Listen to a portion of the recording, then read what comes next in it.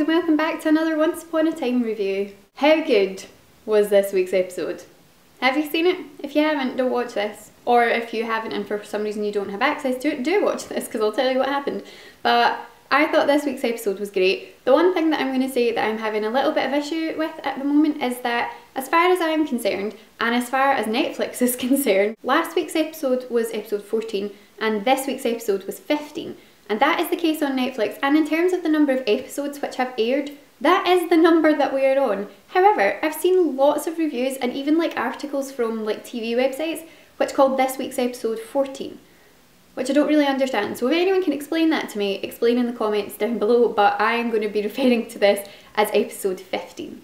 This episode was called Enter the Dragon and it had a focus on Regina and Maleficent, which actually proved to be a really interesting pairing, and I really loved watching them together on screen. The flashbacks in this episode took us back to Regina as a young woman when she had lost Daniel and was desperately trying to learn magic from Rumpelstiltskin. I love flashbacks to that kind of period because Regina is just, she's such a good character. Lana Parrilla does the best job with her because she's gone through so many different kind of like, she's had so many kind of different phases of who Regina is. So back originally when she'd met Daniel and everything, she was in that kind of like sweet, young, innocent stage of her life. Then she lost Daniel, she felt betrayed, she was distraught and she was hungry for revenge, and that was all she could focus on, and it kind of turned her into this sort of darker kind of version of herself. Then once she got into with Rumpelstiltskin and she started to explore and play around with magic, that then turned her even more towards the dark side. Then we had full-on evil queen mode, which was just quite frankly terrifying. Then once we'd got through all of that, we had the I'm not the evil queen anymore, but I am controlling everyone in Storybrooke, so I do still have a very evil side to me, Regina. And then we had the kind of redeemed, I want to be a hero, I want to have my happy ending and have a come back to the good side Regina. So she's had all of these different transitions through her life, so I really love when we get the opportunity to revisit the kind of past versions of Regina in the flashbacks, so they I thought were great. When we see Regina actually finding Maleficent back in the past, Maleficent is actually a kind of broken woman. She's lost her powers, she feels defeated by King Stefan, and she's lost all interest in kind of trying to get control back over her life and trying to get her powers back. She's no longer able to turn into a dragon, her powers for throwing fireballs and all that have gone, and she's just a sort of shadow of her former self. So when Regina comes across her and realises that she's in this state, she sees an opportunity to kind of learn from someone who is much more powerful in magic than she is, but also by kind of helping someone rediscover who they are, she ends up with a little bit of an advantage because she's got that in her favour for in the future. Maleficent kind of owes her because she helped her find her way back to herself. The pair of them go on this journey to this tree that Maleficent has left burning from back in the time that she was powerful, and in Regina's eyes, if Maleficent can kind of take the power from that tree and pull it back into herself, it'll turn her back into the powerful being that she once was, and she'll be able to turn into a dragon again and everything.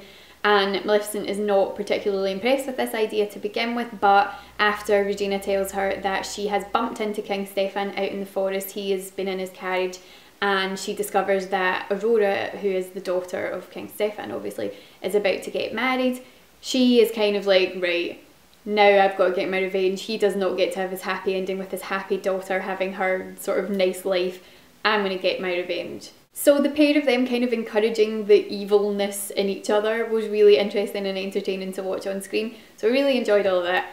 I haven't even looked at my notes yet. I should do that so that I don't ramble on for too long. So yeah, I loved the Regina flashbacks with Maleficent, I thought they were great. In the previous episode, Snow has asked Regina to infiltrate the Queens of Darkness to try and figure out what it is that they're doing in Storybrooke and how they can really defeat them. They know that they are after some sort of extreme magic that can help them with whatever it is that they want to do. In Snow's mind, it's punish them and ruin their lives. So they know that that's what they're doing, but they don't know what it is that they're after or how they're going to do it. So Regina infiltrating them was really interesting to see, because you have that worry, because when they eventually start to trust her and Maleficent reveals to her that what they are actually doing is trying to find the author themselves. While all Regina wants is to change things so that she gets her happy ending, the Queens of Darkness want to shift the entire balance so that villains get their happy endings and heroes don't. However, you do start to worry a little bit that if Regina gets sucked into the idea that if only she works with them, she might get access to the author, you do start to have that little panic of, oh, please don't return to the dark side. So I thought that those interactions were great. I'm still loving Cruella. I think Cruella's great. I've said this in the past couple of videos. She just amuses me a lot. I don't know what it is. I think she's just an intriguing character, and I think that the actress is playing her so well. So I loved those scenes. Once Regina is in tow with them, they reveal to her that they are going to go and steal Pinocchio because they know how to get the answers about the author out of Pinocchio that Regina and Emma had failed to do in the last episode. Regina's definitely torn about this because this actually does mean kidnapping a child, which is something the evil queen would do and not what good new Regina would do, but she's kind of stuck. She doesn't really have any options. She needs to earn their trust, and so she decides to go along with it. When she meets up with Snow and Charming to tell them what she's doing, Emma and Killian have tagged along much to her horror, and when Emma hears what it is that she's planning to do, she's like, right, well I'm in, I'm going to help you.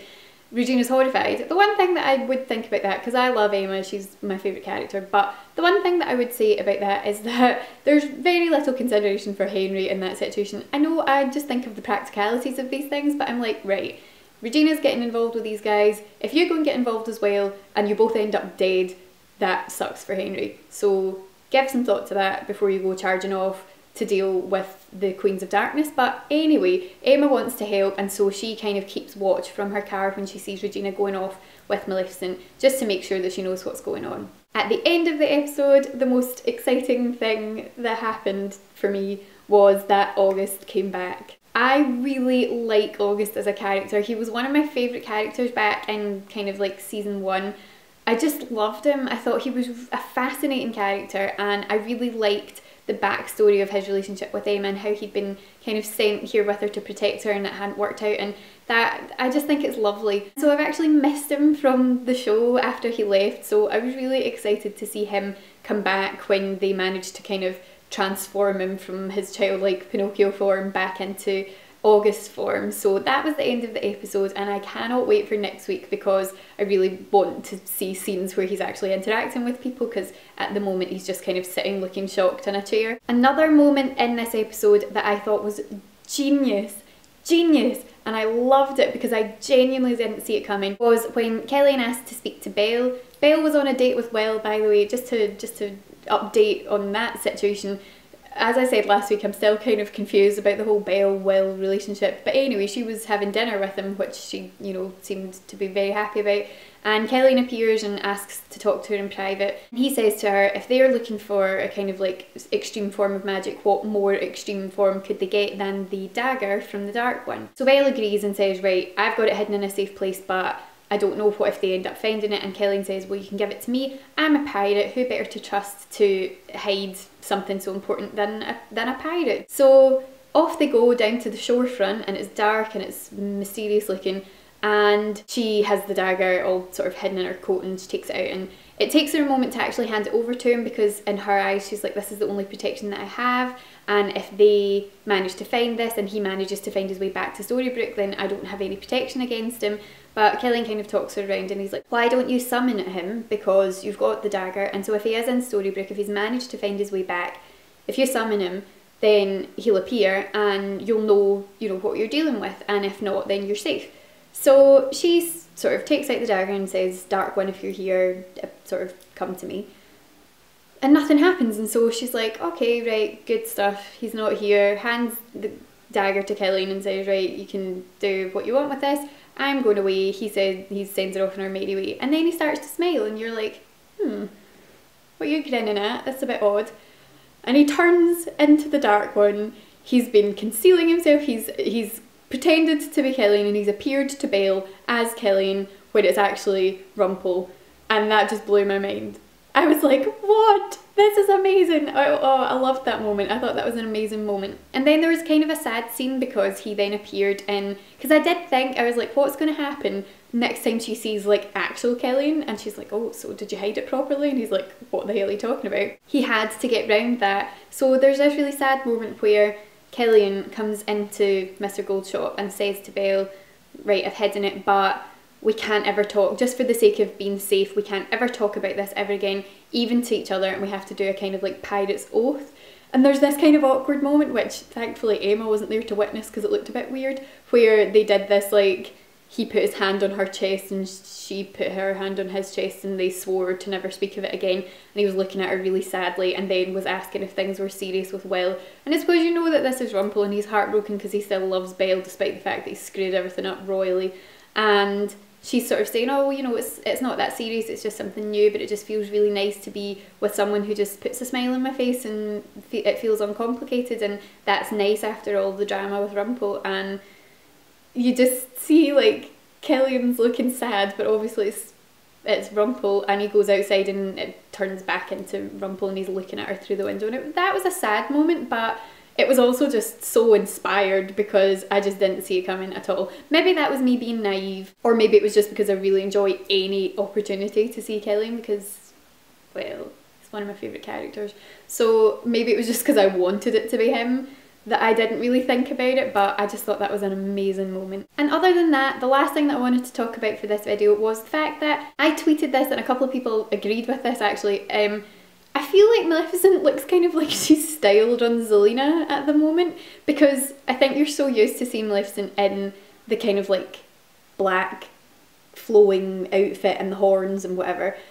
So in her like real life, real world clothes, just like for a second I was like, that looks really like Zelina. And I don't know, it's just the way that they're styling her hair and the fact she's got that hat. It just looked to me like Zelina. It was really odd. So I don't know if that is deliberate or if that is just a coincidence styling wise, but let me know what you think if you noticed that too. So yeah, loved this episode. I really like how it's kind of developing the storylines for the rest of the season. So I hope that you enjoyed it. If you enjoyed it, let me know what your favourite parts were in the comments down below. And I look forward to next week's episode, even more so because now it's on Netflix, so it's so easy for me to watch. So yeah, I love that episode. I can't wait for next week. I'll see you again next time, guys. Thanks for watching. Bye. I haven't watched Once Upon a Time in Wonderland. Maybe I should. I don't know if there's any hints towards this in there. But at the end of the episode, Will and Belle kiss.